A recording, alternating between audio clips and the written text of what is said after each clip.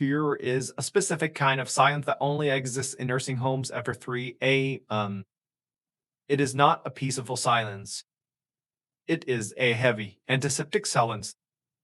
It smells like lemon bleach and old dust. It is the sound of 100 people waiting for the end, breathing in shallow, rhythmic rest. But if you work the night shift long enough, here you start to realize that this silence is not empty. Here are things that hide very in the blind spots of dementia and decay. Things that use the confusion of the elderly as a camouflage. You say that when a writer starts talking to someone who is there, it is just a foreign synapse, a memory playing out in reply. But what if they actually seen something? What if the reason they look terrified isn't because they have forgotten where they are? Because they have realized exactly what is standing in the corner of the room. Welcome to Grim Reality Log. If you want to keep these lights open, leave a like and subscribe. Tight. I am opening a file that was recovered from a burnout hard drive in northern Minnesota. The official police report listed this an electropower and a missing person case. But the audio logs tell a different story. This is the account of Furfer, a night security guard at the Hollow Creek Extended Care Facility. The day is February 12th, 2004. When the static feed. I never liked to third floor. Even before the blizzard hit, I didn't like it. Hollow Creek is a massive, brutalist concrete structure built in the 1970s, shaped like a now a foot high. The east wing, which makes up the entire third floor, has been closed off since 1998. The administration's area was asbestos and structural rot, but the rumors among the nursing staff were always darker. They said they're up, they're full wrong. They said that even the rats wouldn't nest in the walls. My shifts started at 10 p.m. It was supposed to be an easy night. The weatherman on the radio had been screaming historic Nordic monster for 3 days, and by the time I pulled my pit up for Taurus into the lot, the snow was ready Prian's pistol whizzing cries. The world tide was just a wall of white noise. Inside, it was warm, dim, and quiet.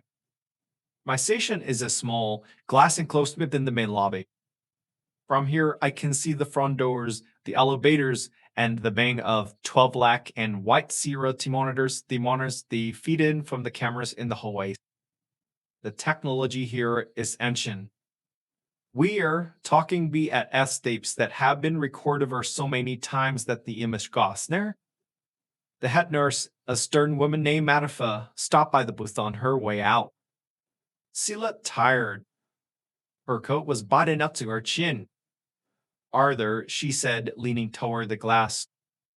The storm is going to knock the power lines out. The generator will kick in full the lights in the heat, but the magic locks on the doors might reset. Just make sure nobody enters out, okay? We have 3 wanderers on the second floor who keep trying to get out to the bus stop. I nodded. I told her I would do my rush every horror. She hesitated for a second, looking at a bank of monitors. Her eyes drifted to the top row. Monitors 9, 10, and 11. The eyes labeled third floor east. And Arthur, she added, her voice dropping a little. Don't we ice the sensors on the third floor. The storm pressure messes with the motion detectors up there. If you see the lights flickering on tow screens, just ignore it. It is just wiring. It is an old building. She left before I could ask her why the wiring would only glitch on the empty floor. By 1 a.m., the snow had buried the bottom half of the glass frontiers. We were completely snowed in. The only other staff in the building were 2 nurses sleeping in the break room on the first floor, and Miller, the our security guard, who was down in the basement checking the boiler. I sat in the booth, staring at the wall of screens. It was hypnotic. Screen 1, lobby. Screen 2, cafeteria. Screen 3, hallway. All empty. All gray and grainy. and I looked at screen 9 for floor hallway. It was dark, obviously. The lights were up there. But the camera had an in forward mode the side turned a bit of feature everything in the glowing spectral vision. The hallway was long and cluttered with all wheelchairs and stacked bathrooms that had been left behind during the evacuation years ago. I took a sip of my lukewarm coffee and leaned back. That was when I heard the first sound. It wasn't on the monitors. It was coming from the walkie-talkie on my belt. It was a burst of static followed by a voice. But it wasn't Miller. It was a soft, wet sound, like someone trying to speak with a mouth full of water. Ha ha. A roar. Pura. I grabbed the radio. Miller. I said. Miller, is that you? You are breaking up. Static. And silence. I figured it was the storm interfering with the radio wave. I stood up and decided to do my rounds early. I needed to stretch my legs and away. I grabbed my heavy MacLight flashlight and stepped out of the booth. The lobby was freezing. The wind was howling so loud outside that the glass doors were vibrating in their frames. I walked up the stairs to the second floor. This was the active wing for high dependency write-ins. The hallway was dimly lit by safety lights. It smelled of labor, air freshener. Most of the doors were open a crack, allowing the nurses to hear FFing fall out of bed. As I walked past room 204, I stopped. Room 204 belonged to Mr. Mars Higgins. She was 88 years old, mostly nonverbal. But I could hear her speaking. She was speaking clearly, with a speed and cadence I had never heard before. I crept closer to the door and listened. No, she whispered. No, I don't want to go upstairs. It is too cold. I paused. Who was she talking to? I peeked around the door frame. A miss sigh. Higgins was sitting up in her bed, staring intently at the air fan high on the wall near the ceiling. The room was dark, but the light from the hallway caught across her face. She looked terrified. Please, she begged, staring at the metal grate of the vent. Don't make the sound. I know it not him. He didn't sound like that. I stepped into the room. Miss Higgins, I said softly. She snapped her head, toward me. Her eyes were wide, milky with cataracts. She raised the trembling finger and pointed at the vent. Arthur, she rasped. You have to tell him to stop. Tell him to stop, Mitters. Higgins, I asked, shining my light around the room. There was nobody there. The closet was empty. The bathroom was empty. The man in the ceiling, she whispered. The one who steals boys is trying to sound like my husband. But he is getting it wrong. He is playing the words backwards. I felt a chill run down the back of my neck into the fine nifting tube with a drafty window. The vent she was pining to connected directly to the ventilation shaft that ran up to the third floor. I listened. For a moment, there was nothing but the wind outside. And then I heard it. Coming from deep inside the metal ductwork, echoing down from the floor above, was a sound. It sounded like a splash shower in the jury, being round by speed. A high-pitched, garbled squeal syllables being crushed to timber. Damn, it stopped, and a watch came through the vent. It was thin and distant, but distant. Arthur, it said. It wasn't mere us. Higgins' husband. It was my voice. It was a perfect recording of me saying my name, exactly as I feared of the radio 5 minutes ago. Arthur. Arthur. Arthur. The voice repeated, looping over and over, identical every time. I backed out of the room.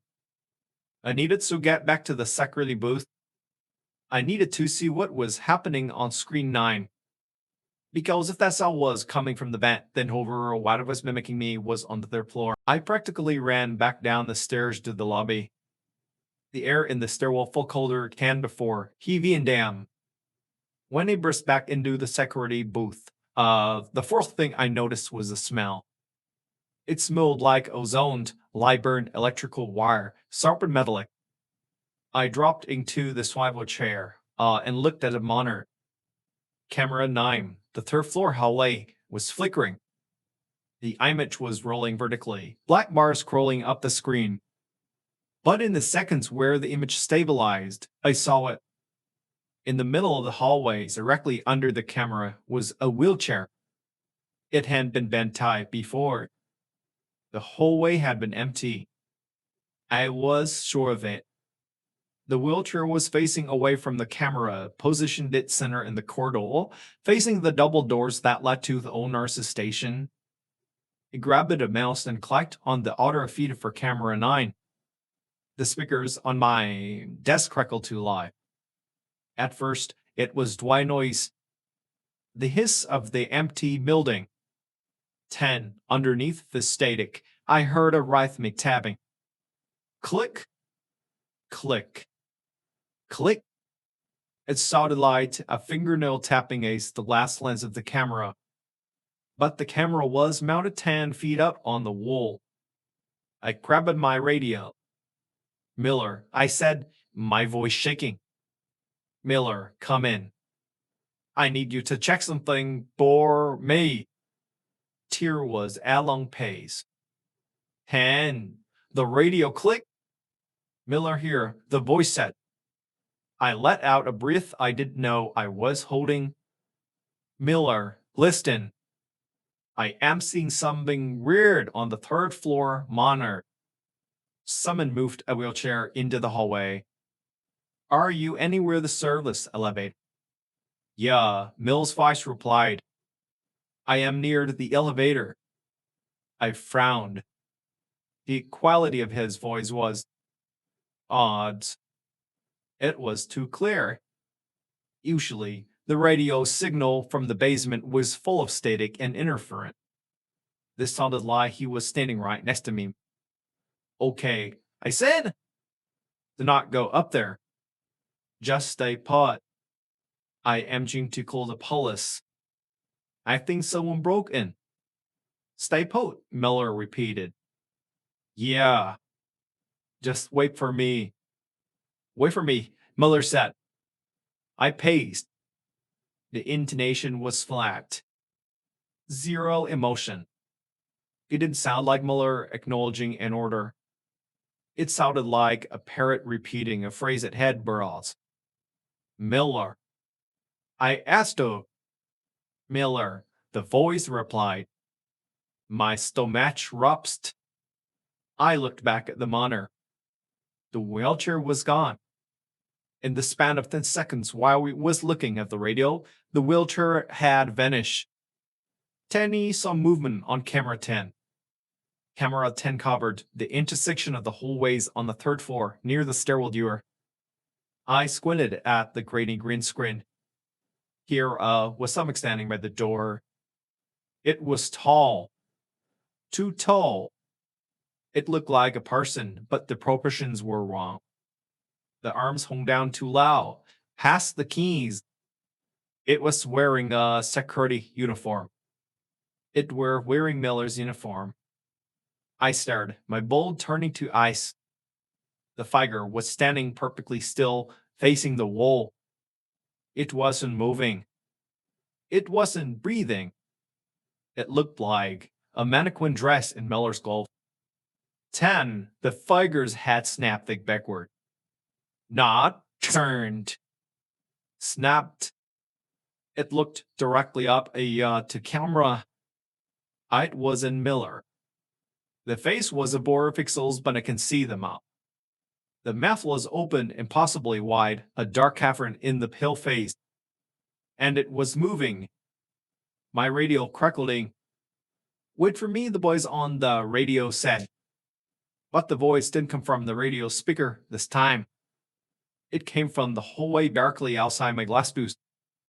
I spun around in my chair. The lobby was empty. The shadows from the storm stretched across the floor like finger. The wine battered the glass doors. I grabbed the flashlight and shone it through the glass of the booth. Nothing. Then I heard it. A soft, wet-slapping sound, like wet bare feet on tile. A slap, slap, slap. It was coming from the stairwell door, the door that led up to the second and third floors. I locked the door to the security booth. It was a flimsy lock, just a simple latch, but it was all I had.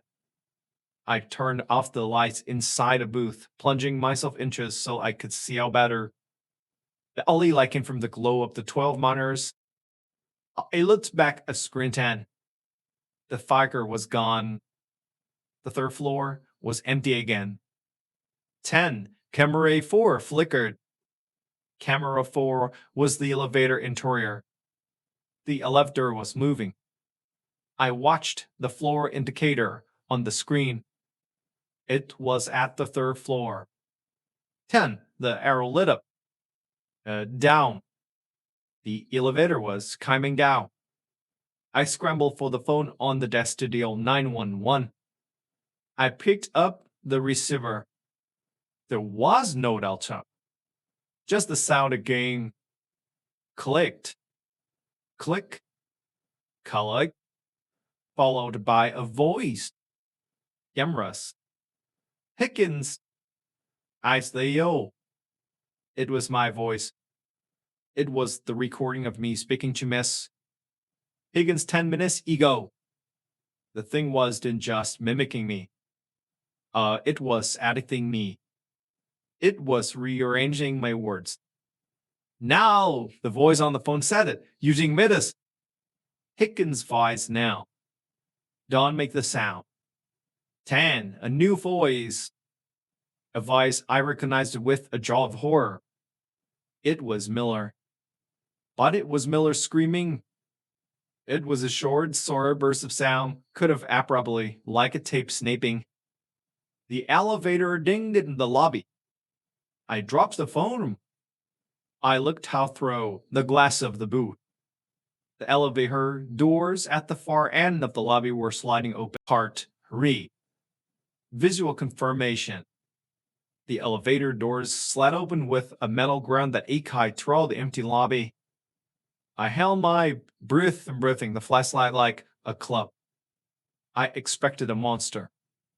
I inspected the elongated figure I had seen on the monitor. But there was nothing. The elevator car was empty. The fluorescent light inside the elevator flickered, buzzing like an air insect. The empty space felt like a trap. A gaping mouth waiting for me to step closer. Then, the lights in the lobby died. The generator must have surged. The entire building plunged into absolute darkness. The only light left came from the bank of security monitors in my booth, casting a sickly green fluorescent glow over my face and the glass walls around me.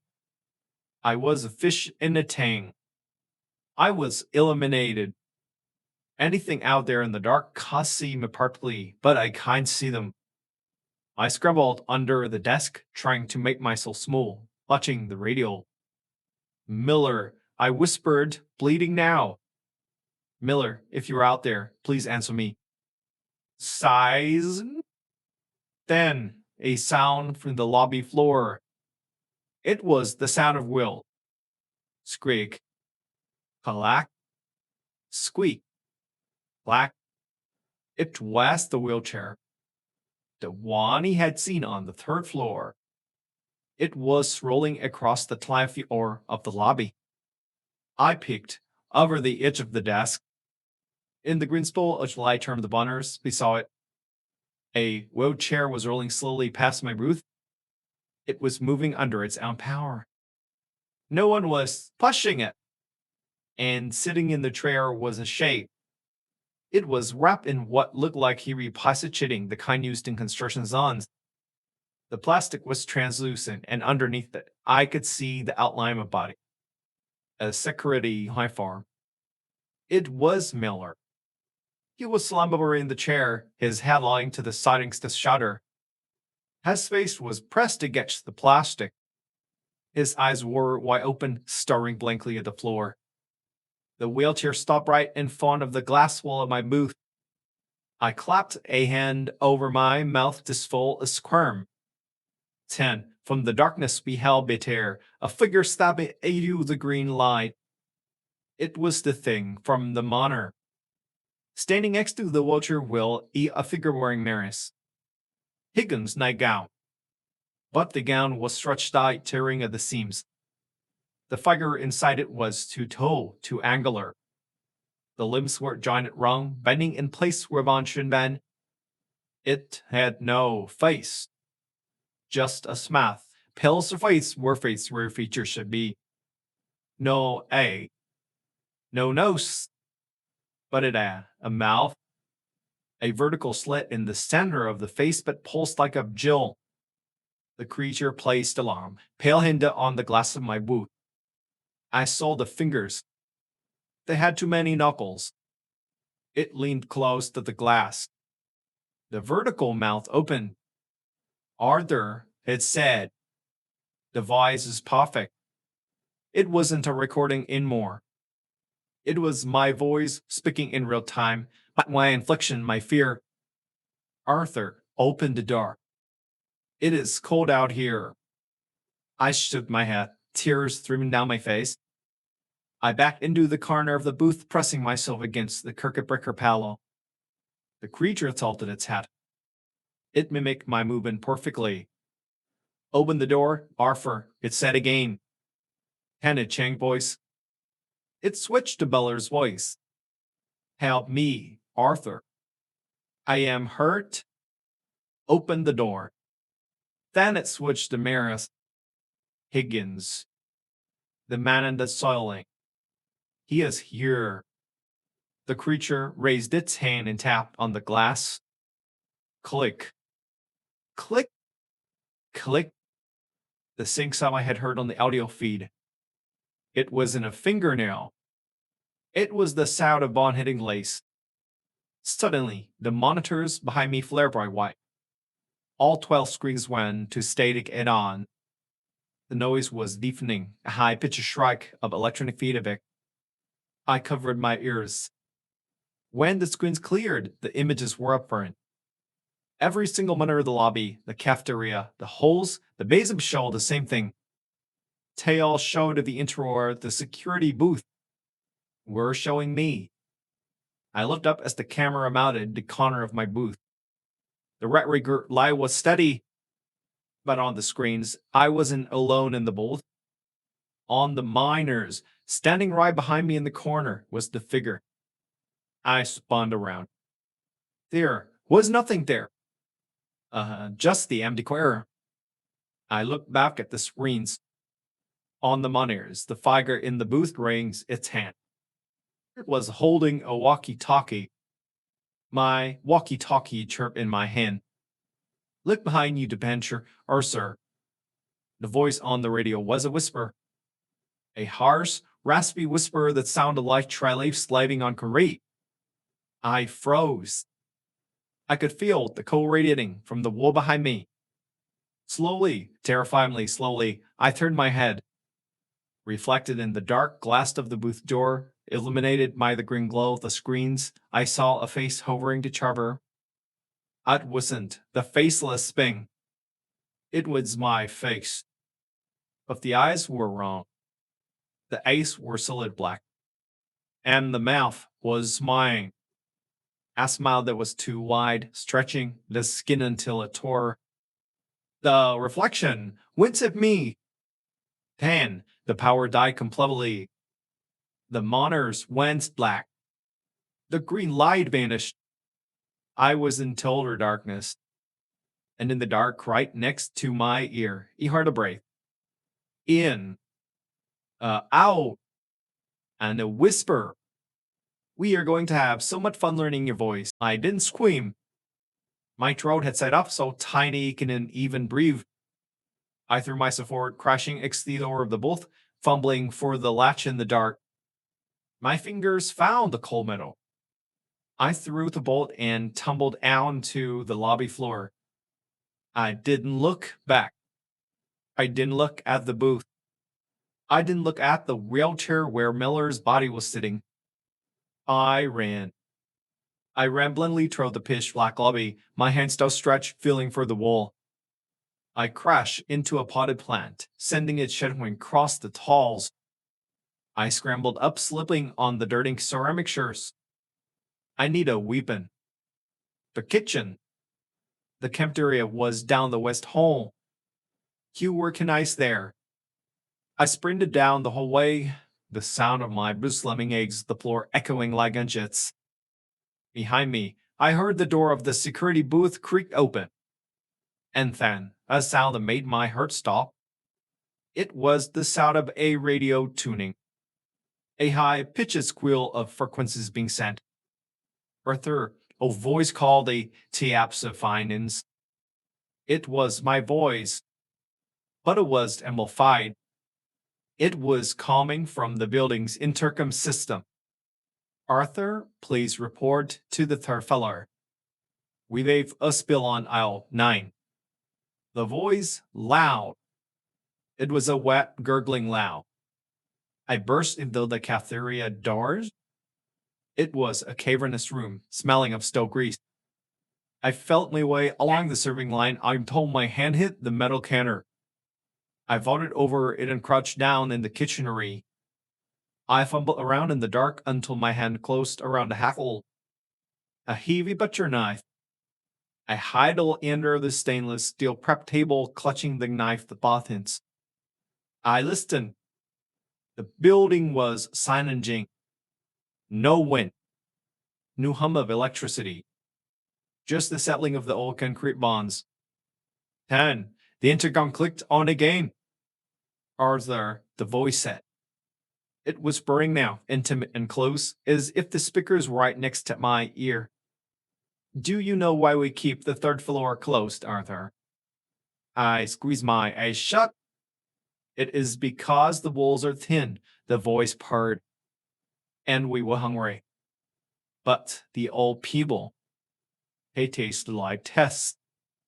They have no time left. But you. A loud crash came from the lobby. The sound of glass breaking. You have so much time, Arthur. So many words left to say. I heard footsteps in the hallway. Slow. Deliberate. They were coming toward the cafeteria. I held my breath.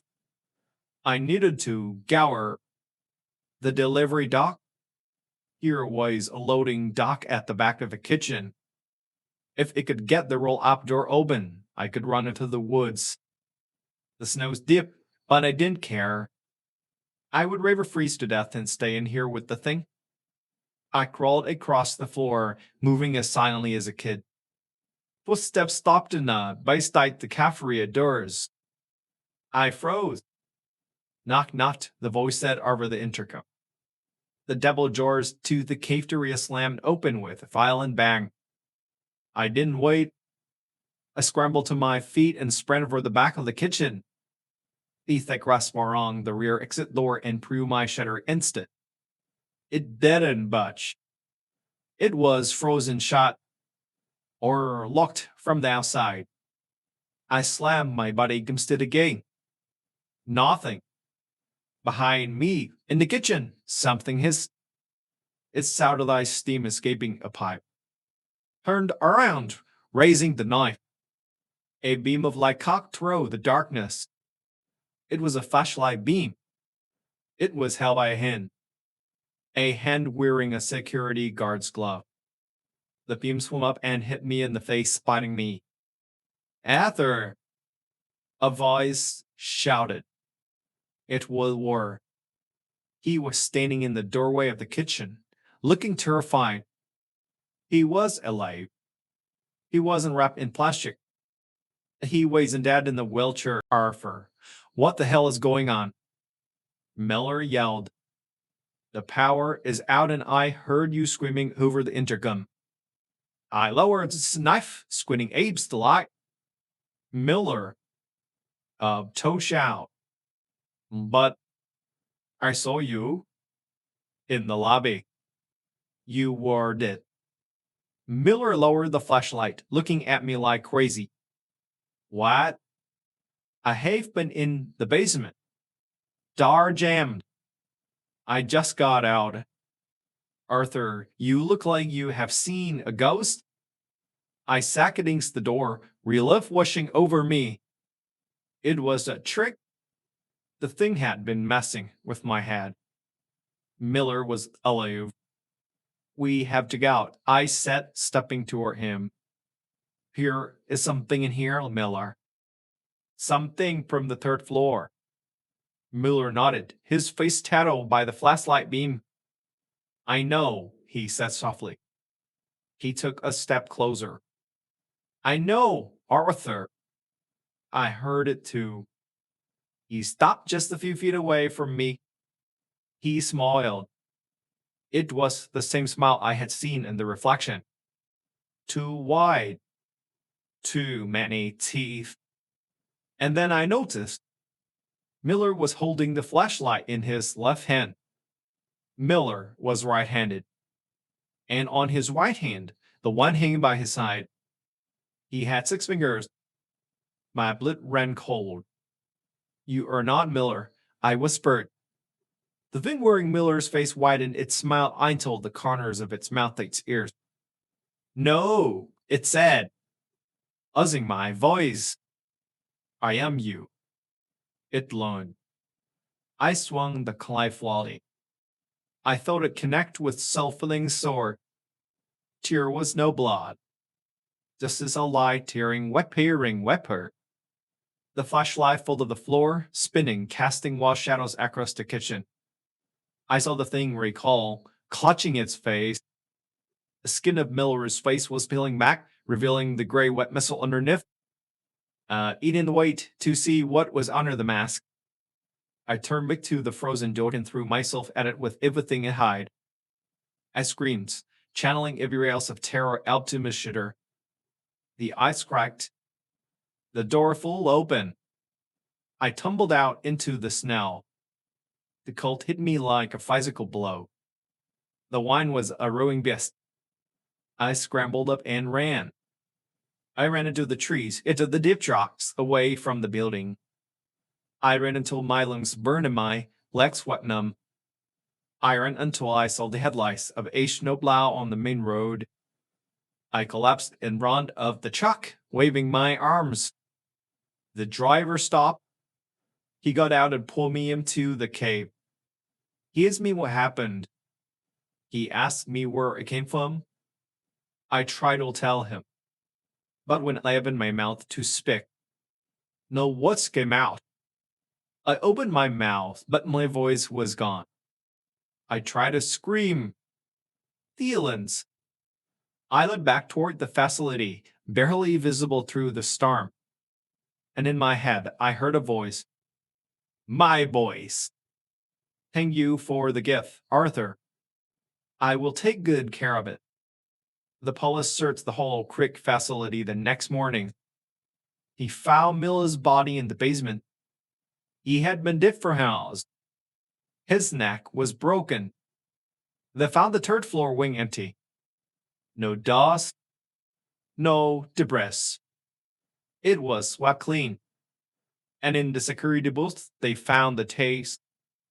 All of them were blank, except for one audio file on the hard drive. It was a recording of me. Arthur. It was a recording of me reading the script. The doctors say my vocal cords are powerless. They say it is hysterical aphonia. Trauma indiscellence. But you know the truth. I am not speaking to you right now. I am typing this. And somewhere in the walls of a rotting nursing home in Minnesota, there is a thing walking in the dark. and it is telling stories with my voice. If you want to keep these locks open, leave a like and subscribe to Grim Rival D Locks. Let me know in the comments which story kept you up tonight. Stay safe.